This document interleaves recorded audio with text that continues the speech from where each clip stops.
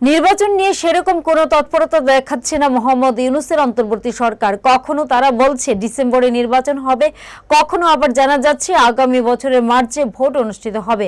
আর এই ঢিলে মিতে ষড়যন্ত্রের গন্ধ পাচ্ছে বিএনপি। ফের একবার নির্বাচন নিয়ে কড়া বার্তা দিয়ে নয়া কর্মসূচির ঘোষণা করেছে খালেদা জিয়ার দল। বিএনপির নেতারা বলছেন, বারবার নির্বাচনের রোড ম্যাপ দাবি করলেও অন্তর্বর্তী সরকারের দিক থেকে স্পষ্ট কোনো বার্তা আসছে না, বরং নানা সন্দেহ বাড়ছে। প্রধান উপদেষ্টা নির্বাচন কমিশন সেনাপ্রধানের বক্তব্যে তারা আশাবাদী, তবে সরকারের বিভিন্ন উপদেষ্টা ও অন্যান্য কথাবার্তায় ষড়যন্ত্র দেখা যাচ্ছে।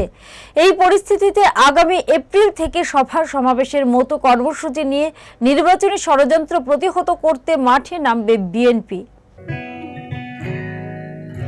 জুড়ে থাকে বাঁধন